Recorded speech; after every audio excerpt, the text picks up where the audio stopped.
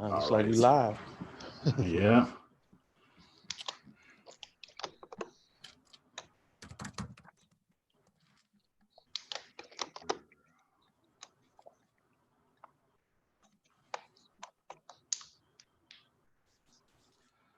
All right, we are live.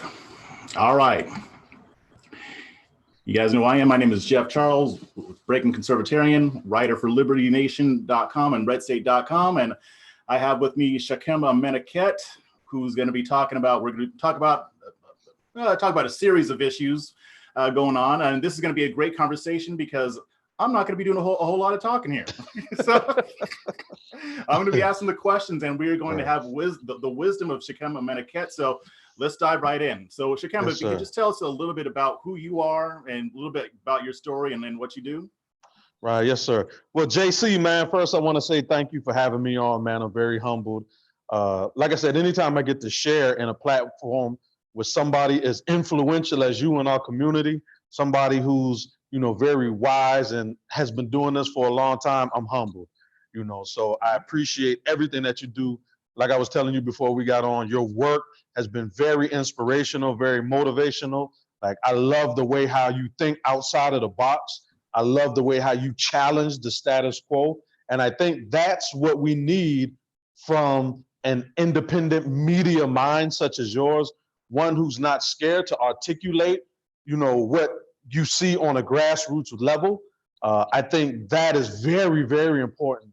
And especially because those who have the big mic in the conservative movement, they're not used to being challenged on this particular level. So I think what you bring and people like Sonny is very, very, very important. And we need to be able to support. We need to be able to share. We need to be able to donate. We need to be able to do anything we can to continue to make your success our success, and understand that our destinies are all intertwined at this point. So, you are such a pivotal piece of the puzzle that I think, I'm humbled to be sharing the same stage as you, my brother. I think that's mutual because I mean, from what I've already seen, you're a powerhouse, especially in your community. So I really want to showcase that. Word. So my name is Shakem Amen Akhet. I'm actually the co-founder of the Community Resource Center, North Charleston. I have been running this community center for a while. I've always been active in the community. This center was actually, and I'm in my computer lab now, I'm in the center now. So this center was actually birthed as a solution to a lot of the problems that I've actually either been directly involved in creating or wanting to resolve. So one of the things that I have now, well, let's start where I'm sitting at, my computer lab. The computer lab is the home of my after-school program. The after-school program, the academy is called the Muhyiddin Dabaha Leadership Academy. Muhyiddin Dabaha was my best friend. He was an activist in the community also. He was killed in a mistaken identity situation, in New Orleans. So that was very heartbreaking. So, before he passed away, we started thinking of concepts like African liberation schools. We believe that the public school, especially here in South Carolina, we're like always last or like second to last or like first to last. We decided that we needed to teach our children a lot of the heritage and culture that will give them a sense of pride in who they are. We are in the Gullah Geechee corridor. So a lot of our history is the Gullah Geechee. And we wanted to teach them that, because, a lot of times, we speak with that broken tongue, or that Gullah language, that real fast broken English. And oral tradition and history has it that our people were never enslaved in this area. When they came off of the boats and they came off of the ships, a lot of them rebelled and they actually sought refuge with the natives who were in the area. So you had revolutions like the Gullah Wars, which they called the Spanish-American Wars, but you had the Gullah Wars to where our people were rebelling and fighting for their freedom. So a lot of that is enshrined in this city, but our children don't understand and don't know it. So we wanted to create African liberation schools that free up the mind to get our children to think you're not just a drug dealer, you're not just a hustler, you're not a gangbanger, you're not a robber, you're not a thief, you a king, you a queen, you a scientist, you a doctor, you a lawyer, you can be whatever you want to be. We wanted to teach our children that you have to tap into that inner potential and bring it up out of you so you can manifest what God always wanted you to be. This is what I wanted to turn that into. So we got the after school program here, GED also. We want the adults to come in here to pursue higher education. I've been working with some people to try to get a STEM program here because we want our children to think outside of the box and learn how to maneuver a lot of times with your hands and cognitive thinking and problem solving. So we wanted to produce that. I did actually start I thought of the idea, but of course I grabbed others who played a real big piece of the puzzle, conflict resolution class. I teach that at North Charleston High School, along with several other community leaders. The conflict resolution class was birthed off of black on black crime, like everybody else want to talk about. So instead of just talking and romanticizing and fantasizing about black on black crime, we decided to go into schools. We sat down, it took us about 1.5 years. We created a curriculum. The curriculum has to do with basic problem solving. So we talk about how social media has an impact, positively or negatively, on inciting conflict or putting that fuel on the fire. We talk about, the no snitching clause. We talk about how that definitely does our neighborhood no good. We talk about, who is a responsible adult that you can talk to in the event that there's conflict.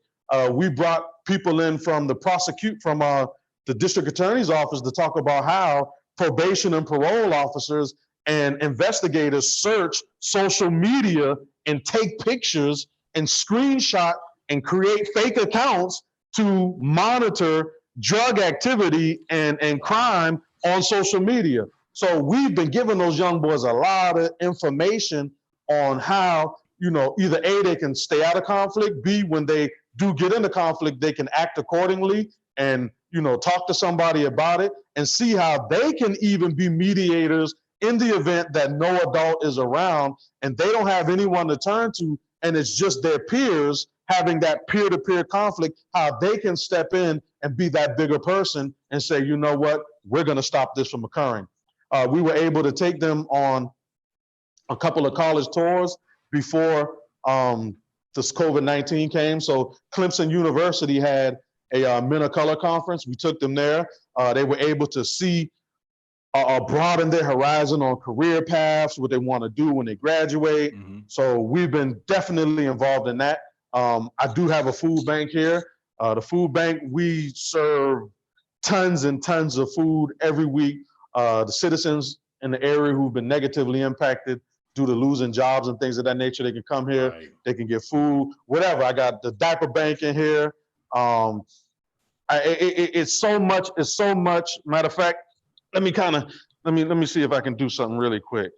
Okay, so give us a tour.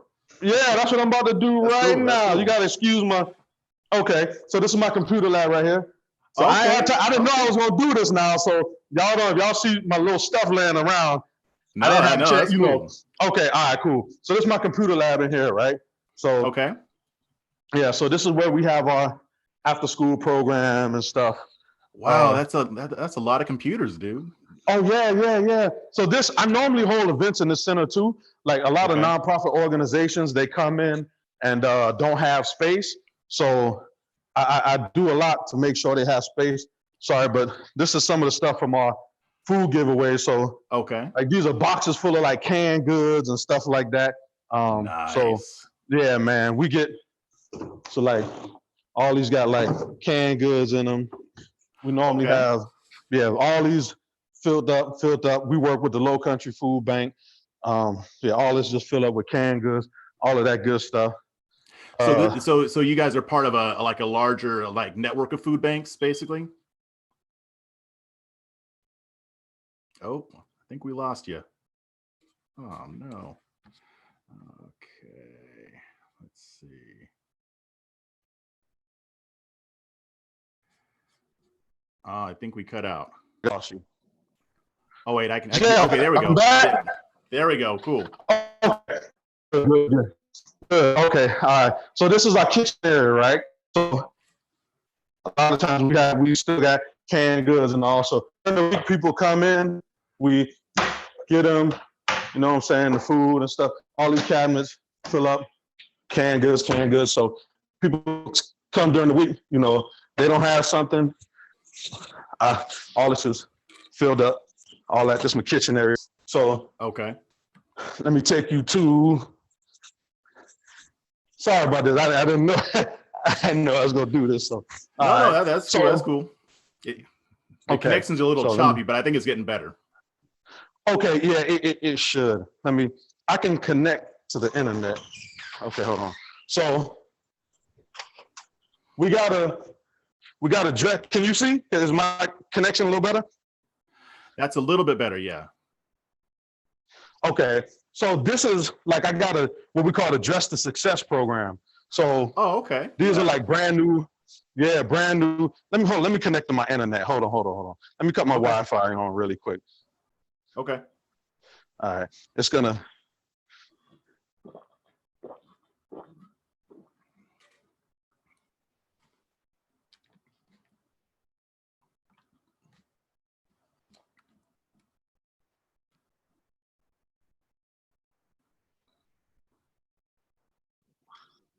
Is it better? That's better, yeah. Oh, it was better. I think we froze up again.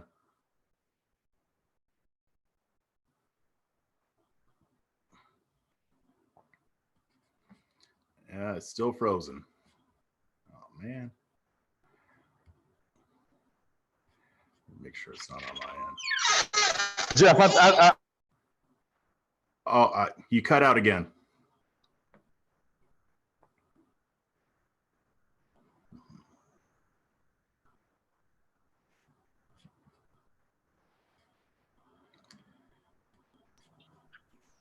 Man, never mind. Jeff. Yeah, I got you now. Yeah, okay.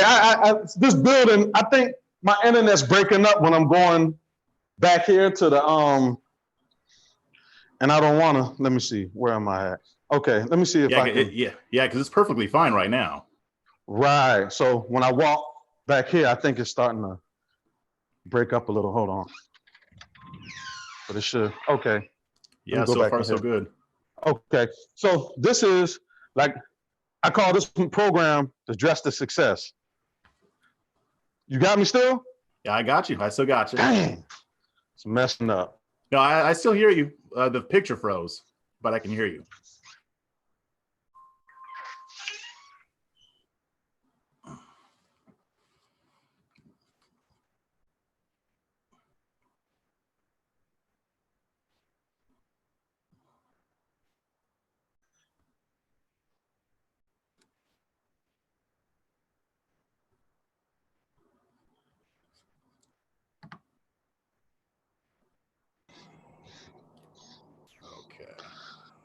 I think I'm back, Jeff. Okay, cool. Man, I'm gonna have to give you a tour a little later on once I get my internet. No, that's cool. I mean, we got to see. We still got to see, I mean, a decent amount. I mean, I saw the Dress for Success, saw the kitchen. Okay. Yeah. Okay. That's awesome. Cool. That seems like an awesome facility. Oh yeah, man, wonderful facility. And you know, one of the things, so this idea was birthed. So when I was in prison, right, one of my main goals was to get back in the community and to do better. It was my duty and my obligation to give back to the community that I once harmed through, you know, selling drugs and all that other stuff. So I was inspired to do something positive. And this is the result of that inspiration that I always had. I'm a conservative deep down to the bone in my heart, you know, and I believe that as Black conservatives, when we always talk about, you know, pulling each other up by the bootstrap and personal responsibility, this is the solution not just the rhetoric, but the solution to the problem. So it really irks me a lot of times when I hear people, say, especially in my city, oh, well, the what about black on black crime and things like that, because you don't come and help when we have initiatives that help, for crime. When we do the 3-on-3 midnight basketball tournament, because I do a basketball tournament every year, so when we do the basketball tournaments, they don't come and try to help out. But, whenever it's time to give a nice rebuttal that sounds good to please, some of their far right friends about what about black on black crime, it's just basically rhetorical with no intention or no intent to provide something tangible to really help the community. Yeah, like they'll talk about the problem, but they won't speak to the issues. Basically, they won't become involved with a solution, and that's a huge problem. Especially on the conservative side, just in general. And it's not just white conservatives that do it; black conservatives do it too. I mean, it's a common. I think it's just because it's just an easy thing to say, right? I mean, it doesn't really take a whole lot of thought to just say, "Oh, well, black on black crime. We don't have to deal with." The racism involved in a police brutality incident or a situation like Ahmaud Arbery. No, let's not think about that. Right. Black on black crime, yeah. But look at the statistics: 13%, 50% of murders, whatever. And even on those issues, they can't go deep. I mean, talking points by nature are superficial, and they're meant to be. And there's nothing wrong with that inherently. Talking points should lead to a deeper conversation. The problem is with a lot of these folks, they don't go deeper than the talking point because they honestly don't really care about the issue beyond that. They're just playing politics. So I mean, in the work that you've been doing, actually, let me back up. So, I mean, you mentioned you're conservative. Have you always been a conservative, or did you kind of switch over later on in life, or? Well, a lot of values that I actually possessed, I understood that they were conservative. However, I never embraced it because of the rhetoric of the far right and the people just, it was like social justice issues really kept me from embracing, I would say, the wide scope of conservatism that people try to represent to us today, which we know is not representative of what conservatism should be. But it was just so, you really don't want to really embrace it because, that stigma of, I can't love being black. I can't love my culture. I can't say I'm for my people, because when you're a conservative, you're not supposed to say you're pro-black, you're pro-American. When you're a conservative, you're not supposed to say, I love Marcus Garvey and Pan-Africanism. You're supposed to say, I love the founding fathers and I love America. They make it seem as though you can't embrace both. They make it seem like, it's almost like they make it seem like you have to choose one or the other. And when that happens, of course, you're going to say, you know what, I'm not embracing that crowd because, it's not what I really need. It's a headache. Why even worry about it? So I've always understood that a lot of my values, even raising up, was conservative. But you just kind of really don't embrace it because the mainstream media and how they purport conservatism to be.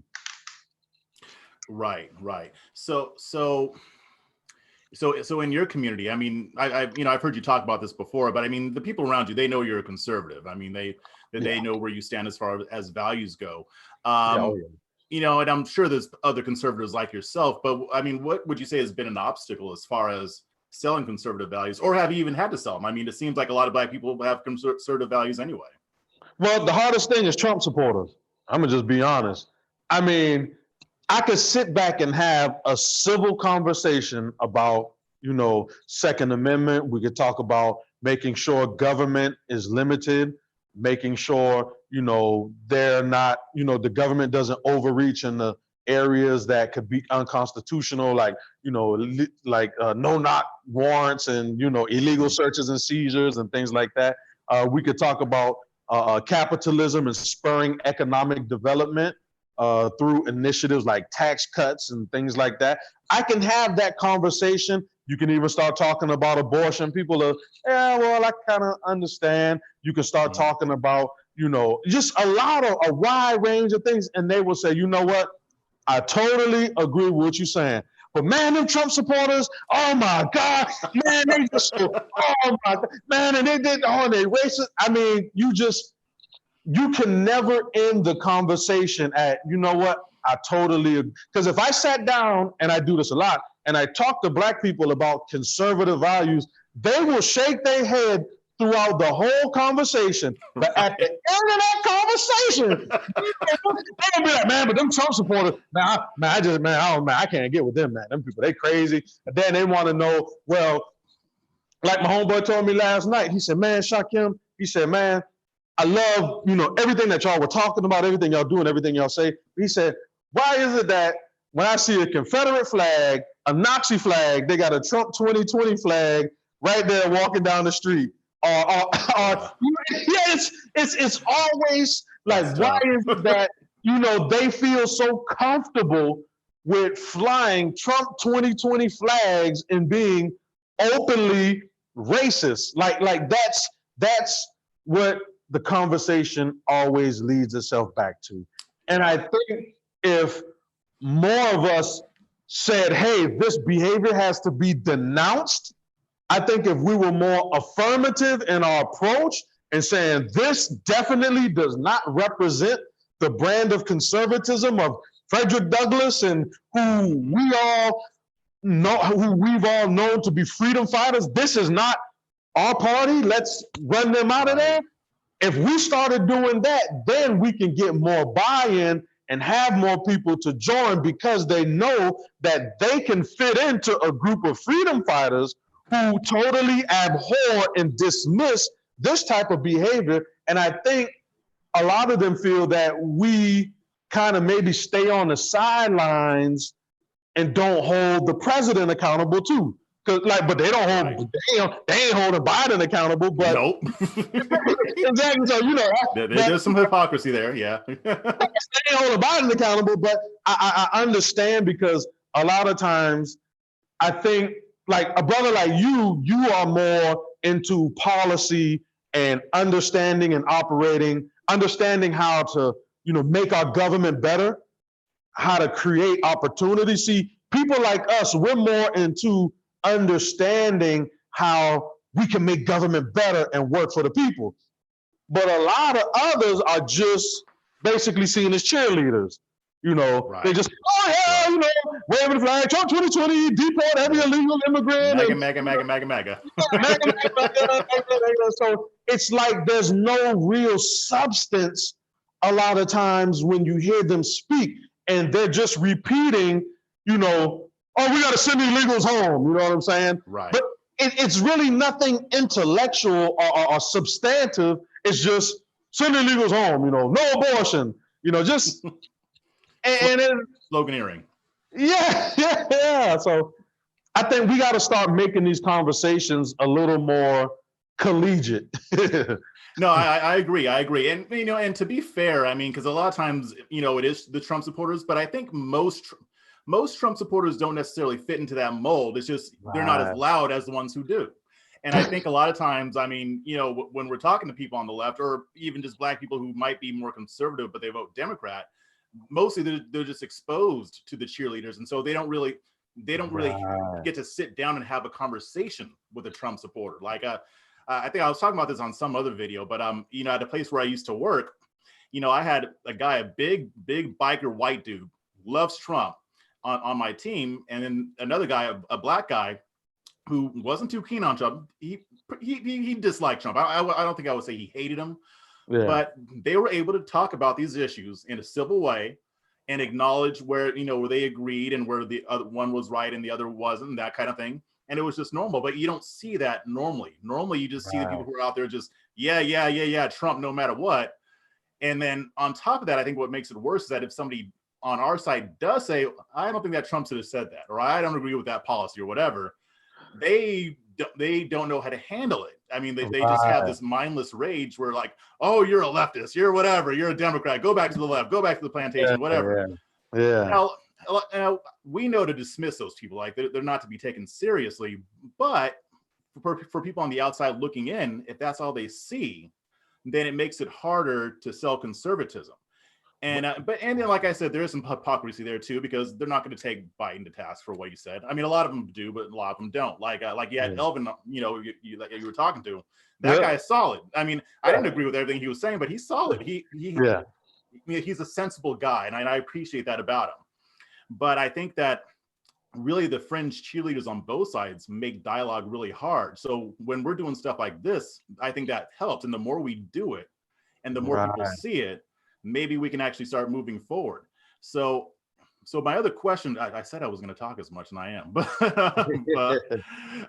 but so talking about conservative thought on basically on the right and how they view the Black community, I have seen that they have a really skewed view of who we are and how we are. Why do you think that so many conservatives have such an inaccurate and incomplete view of us? So it all goes to show that they don't have any connections in the community.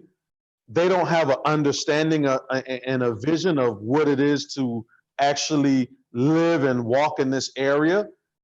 That's bad. And what makes it even worse is that those who they put on pedestals to be Black leaders, they don't have a connection with the community. And even if they did have it, their goal is not to objectively teach the conservatives or the Republicans on, I would say, bridging the gap and trying to get an understanding of how we can all address issues and talk about, hard subjects.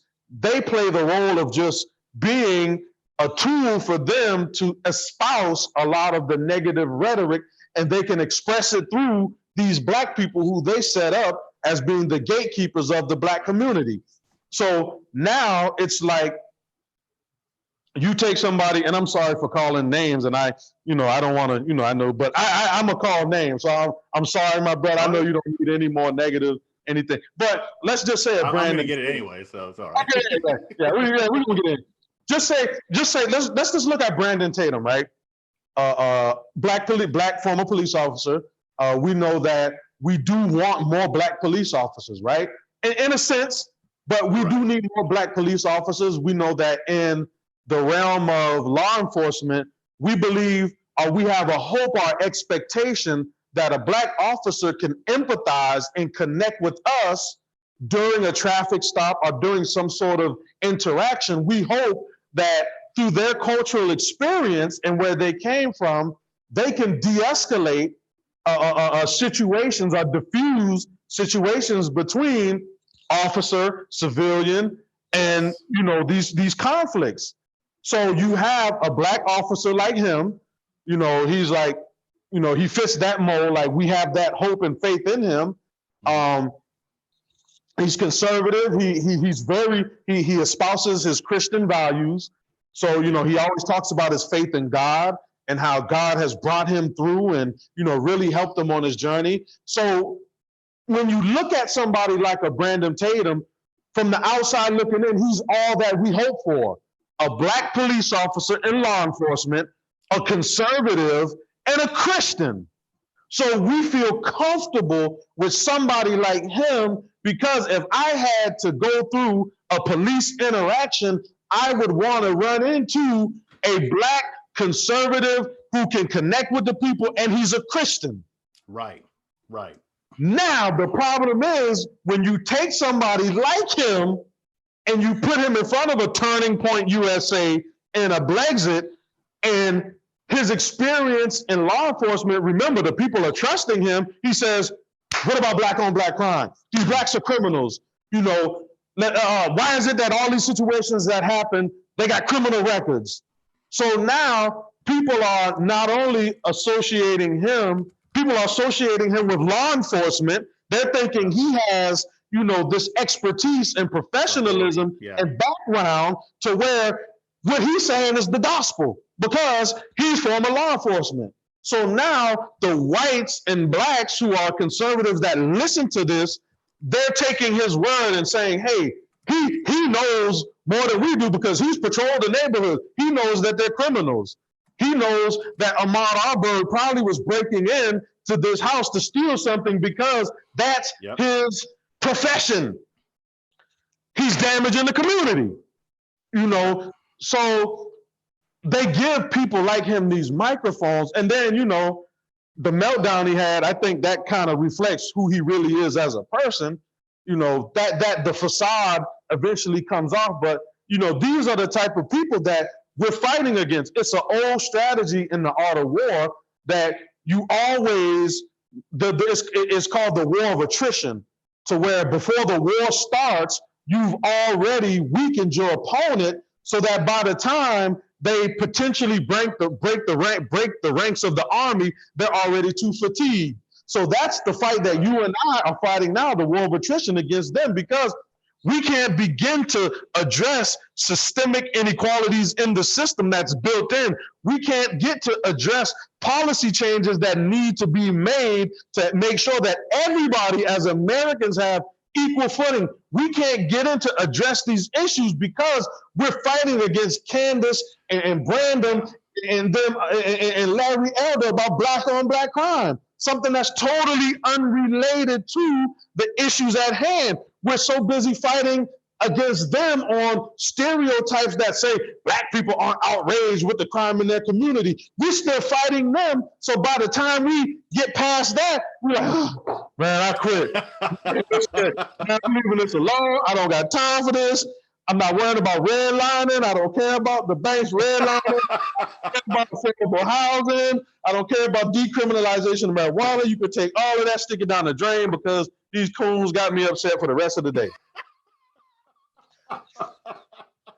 see, that's right. But by the time you go write an article, man, you already mad, pissed off, upset. You don't even want to feel like writing no article today, man. I ain't got time for this, man. So you know, that's more true than you know. I mean, because yeah, you are absolutely right. Like this sounds like, I'll tell people who are watching this, it sounds like we're joking and it is funny, but it's true. Like it gets exhausting. Like, every time I see something happen, they have to write an article. I'm like, man, I don't want to write about this anymore. Why can't we just figure this out and stop with the stereotyping? We don't have to agree on every little piece of minutia or whatever.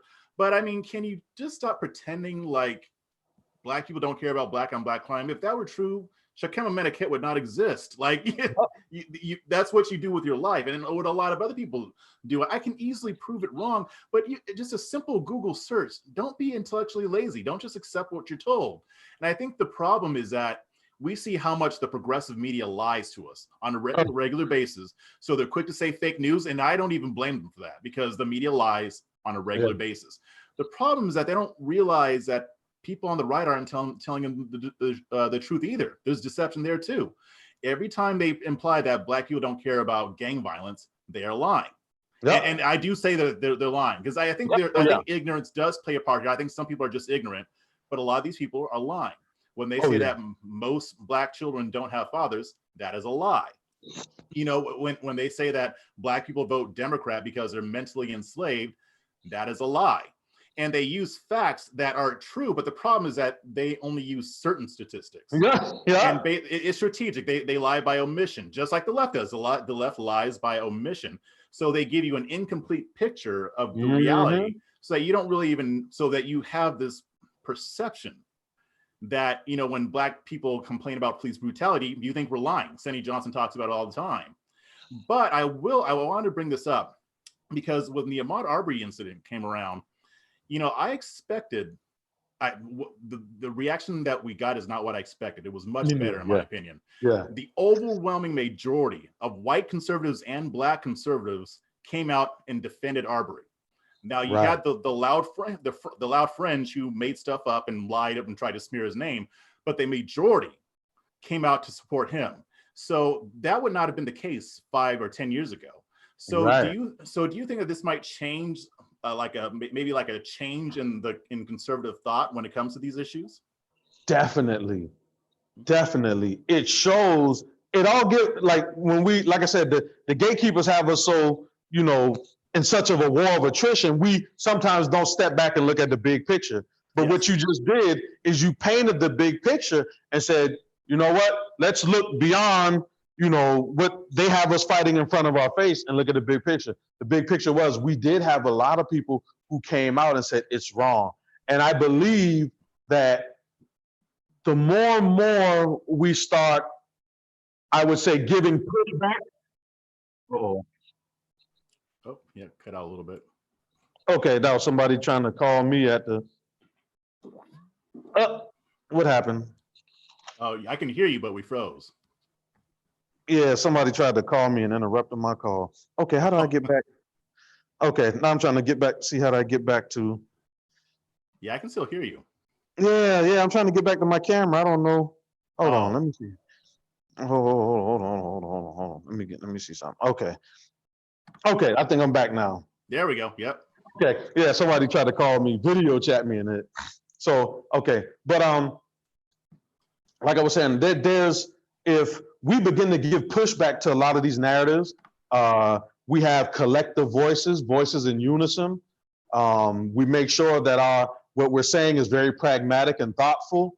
I think we can begin to spin in a positive direction the narrative, and we can begin to influence thought, because being able to influence thought, shape direction, and mold the future, once we can do that, we'll start seeing more people who have conservative values feel comfortable with coming out and saying, you know what, because I know you get it. I mean, I get it a lot. We have more people saying, you know what, if people thought like them, I can deal with it.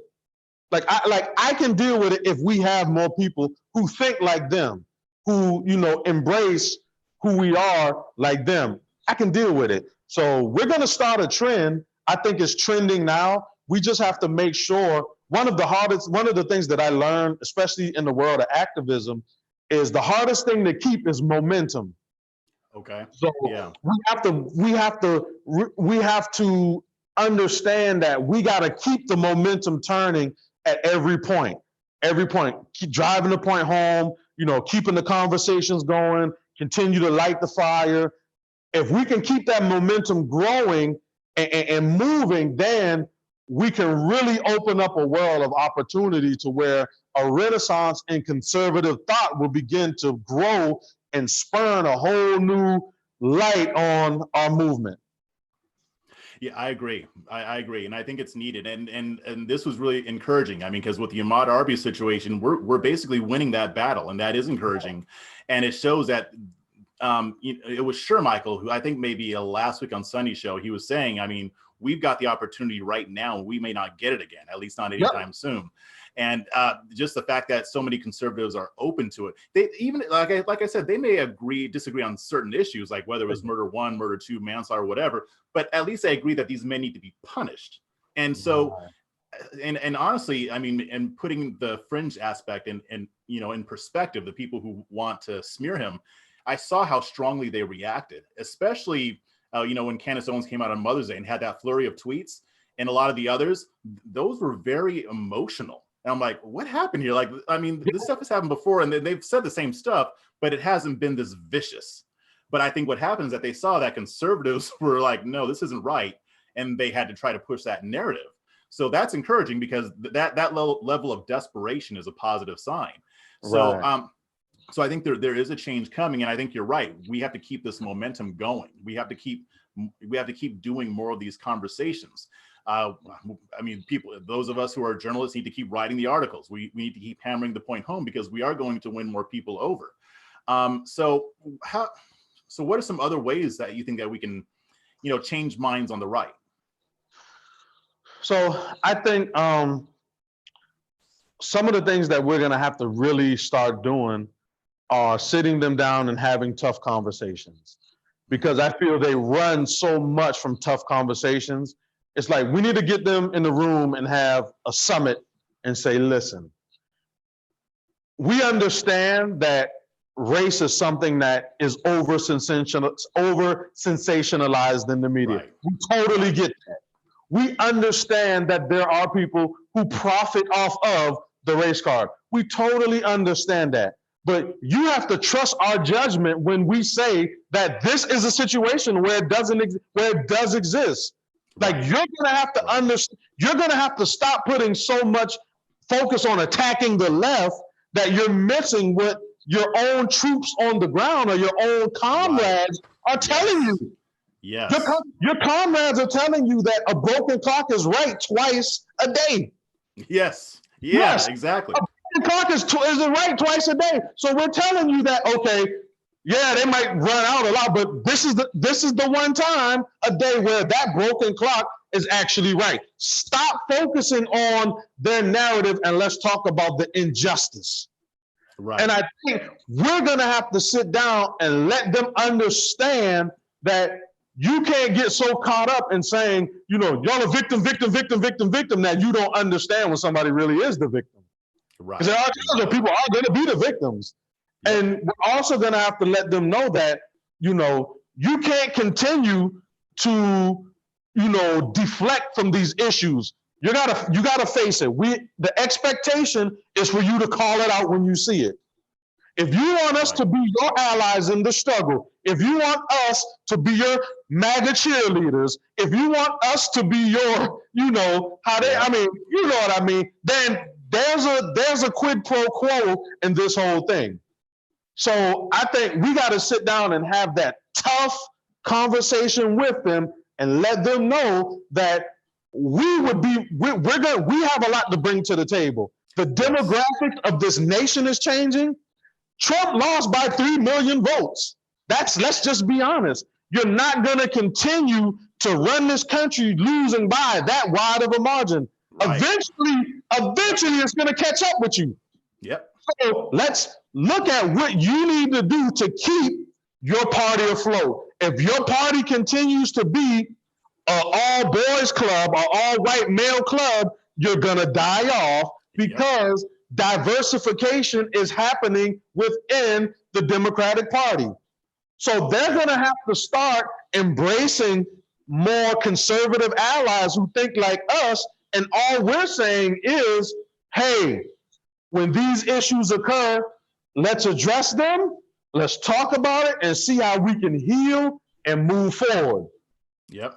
But if they're not willing to do that, we'll sit back and we'll watch the party fall. And then next thing you know, they're going to be trying to reach out and it's too late. Yeah, exactly. Because I mean, I'm not going to defend them when they don't deserve it. I mean, if they're going to keep, you know, harping on, if that's always going to be their response, I'm not going to defend it. I'm going to criticize it. So it's best. I mean, I think you really hit on something there. Like, and I think that they have trouble with people like us because we don't pretend that racism doesn't exist, but we don't pretend like it's everywhere and that it's just rampant in every single situation. And like you said, a broken clock is going to be right twice a day. So are you going to listen to the left to see if they're right? No, but we'll tell you when they're right and when they're wrong. And here's the thing. When you see a situation like that, you don't even have to care about how the left is responding. That's their main concern. They're like, well, this is the narrative that they're pushing. Okay, so what? What do you have to say about it? Exactly. Like, okay, you saw what happened to Ahmaud Arbery. Let's see if you can talk about a situation like that without mentioning the left. Now, so when we're having those hard conversations, that's going to be the objective. We're going to say, can you give an opinion that has absolutely nothing to do with what LeBron James tweeted? Or can you give an opinion without talking about how the left-wing media wouldn't cover it if the races were reversed? Can you have a conversation about the humanity of this man who was killed? Either you agree with it or you don't agree with it, or maybe you have more nuance in there. But why don't we, instead of just always responding to the left's narrative, we can create our own narrative. We can give our own take on what happened without it being influenced by the left. But people are so caught up in this binary thinking that it has to be either right or left, and that's it. I mean, it's a mindless way to approach it. So I think you're right, and I think those tough conversations are going to have to happen. And I honestly think that a lot of white conservatives would be open to it. I mean, well, what you said reminded me. I was watching. This is a while ago, sometime last year. The 50 Shades of Solomon was having a conversation with a white YouTuber. I can't remember his name, but it was about reparations. And this, and also about like the plantation stuff and all that. And he was able to kind of bring him around to his way of thinking on some of the issues. So these productive conversations are going to happen, and I think it's a good thing. Right. But like I said, it's just a matter of keeping the momentum going. So that's always the challenge. I mean, and I haven't really been an activist like that, but even I know that keeping the momentum going is hard. So what do you think we'll need to do to make sure that we don't lose our steam? Like what we're doing now. This is a perfect solution.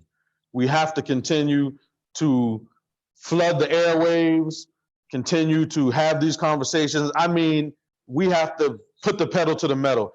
And I think the word urgency, we have to throw that around a lot. That word is going to have to be at the forefront of all of these urgency, urgency, urgency, because we don't have the time to sit back and rest on our laurels and think that these things are going to happen organically. We're going to have to show a sense of urgency. We're going to have to act with urgency, speak with urgency. We have to almost go in panic mode and act as if our life is on the line because we're trying to build something. And I think the mentality now is our children.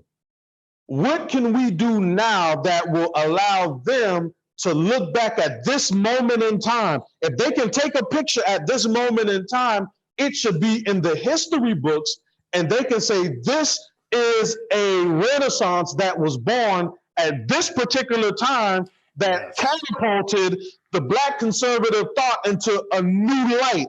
It put us in a new realm of existence. It put us in a whole new historical context.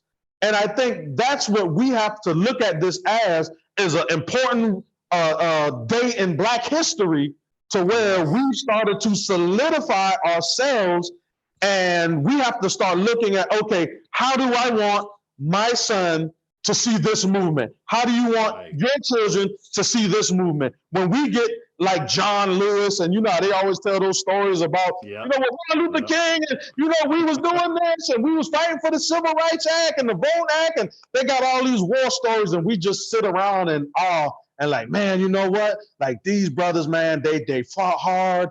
You know, you look at Malcolm and Martin and Huey and Bobby and, you know, H. Rat Brown, Stokely Carmichael. I mean, we looking at these guys in that movement, and we're so enamored, and we're so like awestruck and like, wow, they did this, they did that. We have right now the opportunity to replicate that type of movement. We just have to see ourselves in the moment.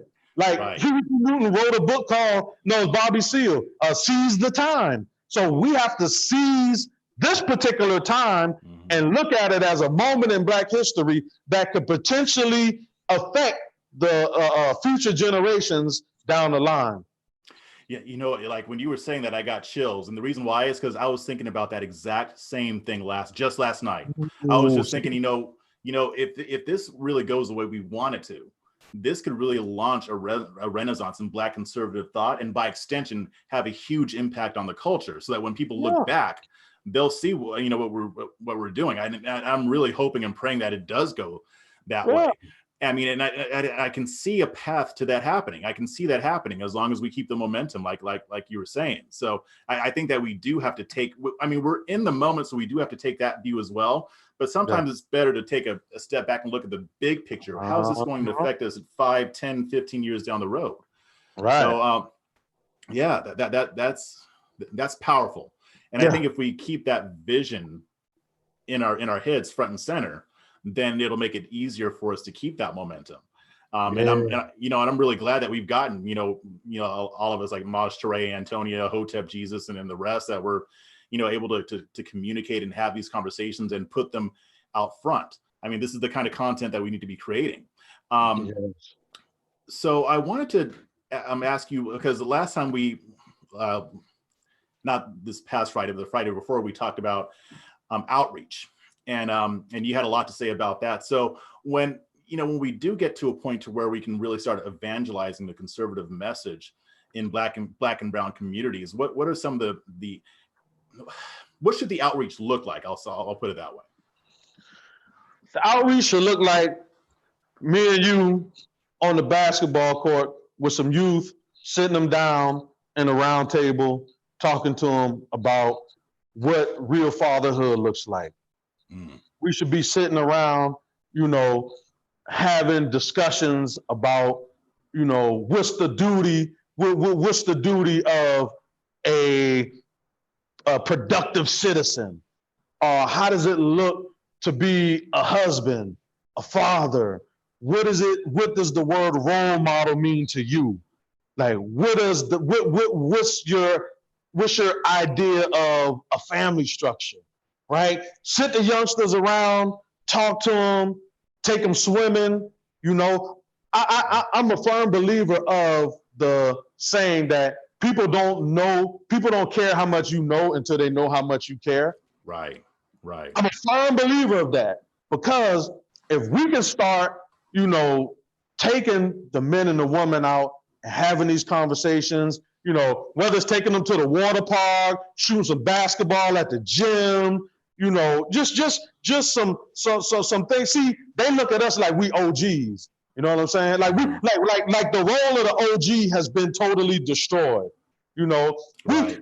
OG is somebody who keep you out of trouble, even though they might have gotten in trouble, but still they keep you out of trouble. No, youngster, Right. don't do that. You know, no, man, don't, you know, stay out of it. The OG was always the one who was the overseer of the community and could go and talk to whoever to diffuse any sort of conflict. The role of the OG is gone, so we have to insert ourselves as the new OGs. So we got to go and talk to these youngsters. You know, hey, like here, like my mom, I was, before this COVID-19 stuff happened, I was gonna do a Madden tournament. You know, get the young brothers in here, do a Madden tournament, buy them pizza. But at the same time, we sit down and we use that opportunity to talk about life. You know, Nice. build that sense of connection. So I think once we build a sense of community, we build a sense of harmony and trust, they will open up to us and we will be able to talk about conservative values. And they'll listen because they got a lot of respect for us. Right. So, right. I think right now our outreach is more kind of, I would say, conventional or commercial, or, you know, it's like dress up, suit and tie, have the guys come sit down in the auditorium, you know, everybody listens and, you know, applauses, and, you know, buy a little dish and they eat the hors d'oeuvres, and, you know, they walk around in the suits, and which is cool. There's a time for that, but that doesn't beat me and you having 10 of them out on the basketball court chilling, playing ball, shooting some hoops, doing a midnight basketball tournament, and doing mentoring in between sessions. Right. That is more like they feel that more because it connects home with them. Yeah. You know, so I think these are the type of things that outreach from a community standpoint needs to start encompassing. The last conversation I had with Candace Owens, I told her, I said, Candace, and we was in Fort Lauderdale, Florida. I said, Candace, I do a 3-on-3 basketball tournament, and I normally do it during the summer. I said, sometimes we have more than 3-on-3, but, you know, it all depends. I said, what I want to do is have Blexit sponsor a team. You know, she's like, oh, okay, yeah, you know, that sounds good. Okay, yeah, I'll get back with you, you know. But the thing is, these are the things, if you want to get outreach or you want to reach out to the community, these are the things that you're going to really have to start doing. Like, we got to be the big brothers. You know, they should be able to call us when they're having issues at home. They should be able to call us when they have issues at school. If they feel like they're being harassed by teachers or law enforcement, or they're being, you know, got some sort of pressure on them to smoke weed or to sniff cocaine, or, you know, girl is being pressured by a boyfriend to have sex. They should be able to reach out to us to have these conversations. A lot of times people don't talk to their parents. A lot of times a parent is not the most comfortable person to talk to. I have many students in my conflict resolution class that they call me before they call their mom. Man, Shakem, man, hey, I need to talk to you. All right, I'll come get you. What you doing? Let's stop by the center. And they come in here, we chop it up. You know, and I think once we can start showing them, you know, I would say life and being good examples of stand-up men and women, we got this. Cool. That's awesome. And there's so much there. I mean, I'm going to start winding things down, but I mean, I would like to have a deeper conversation sometime later about the exact activities that you do at your center, because I think that there's a lot there that people can glean from that. And what I love about it is that, you know, I don't know if the community center is affiliated with the local government at all, or if they just support. But this is conservatism in action right here. Yeah, like this is you, a private citizen, a private organization, going out to fix the community and to better the people, better people's lives without relying on the government. That is conservatism. Yeah, I'm gonna tell you like this: the local government calls me to assist them in trying to do things in the community. They call me. I don't even call them, to be honest. They hit me up. Hey man, Shakem, we want to do this. Listen, I had if you go back through my Facebook, I just put my Twitter up, but if you go back through my Facebook page, I had Joe Biden here. I had Dave Chappelle stop through. I had a bunch of people come through and talk and just Tom Steyer, he came through, but they all just stopped here to kind of, talk and just to see what's up, hang out a little bit. It was cool, even though we disagreed on, let me tell you who I was really impressed with, Dave Chappelle. I know we're about to wind down. Let me tell you why I was impressed with Dave Chappelle. So they had it set up to where Dave Chappelle was going to walk the community. It was a surprise. We didn't really tell anybody. But the girl called me, a lifelong friend. She said, I got Dave Chappelle coming. He want to stop by the center. I said, okay. This man sat here and shook everybody's hand, talked to everybody. I mean, when he was about to leave, people was running down the street, because I'm in the hood, like the middle of the hood. People was running down the street like, hey. That man got out of his car, stopped and got out and shook their hands, took pictures and all that. When he left, I said, man, that's amazing. I have never seen somebody with that much patience to embrace their fans. And I think that's the type of love that we have to show to the community, that no matter how big we think we get, no matter how much we think we're Turning Point USA's ambassador to the Black community, no matter how big we think, we are in the president's cabinet, we should never think that we're too big to get out in the streets and talk to the people that matter the most. I love that. And we're definitely gonna have to keep this conversation going, because there's a lot there. But I think that was a perfectly good way to close it out. But go ahead and tell the audience where they can find you. Okay, well, you can find me Facebook, Shakem Amen Akhet. My community resource center is called Community Resource Center North Charleston. On Facebook too. I got to get my website up. I just put on my Twitter account, Shakem Amen. I got that. I need some more followers too, man. I got like 200 followers, man. I'm like crazy right now, man. But it's all cool, man. I never really got into Twitter, so it's cool. I'm kind of like getting on and navigating, like trying to figure out what's what, kind of looking. So it's kind of weird, but But yeah, I'm on Twitter now, Shakem Amen. So, man, let's keep having these discussions. Like I said, Brother Jeff, man, I appreciate everything that you do. I want to support anything. But if you ever wanted to come to this city, all you do is pick up the phone and say, I'm coming. All you got to do is get here. Everything else, okay, I got you. All you do is, man, we can hang out, man, go to the beach, cool out, hang out, man. I know everybody in the city, man. It's I get so much love here, man, and support. It's wonderful, man. I got a nice circle of powerful people, man, who, do a lot of positive things. Cool. Thank you very much. My headphones went out, so I can't even hear anymore. Wait, hold on. I'm going to switch it. Come to this city. All you do is pick up the phone and say, I'm coming. All right. So, okay, there we go. All right. Well, yeah. Definitely. Thanks for coming on. I appreciate you. I'll try to make my way out to South Carolina. We can hang out. But yeah.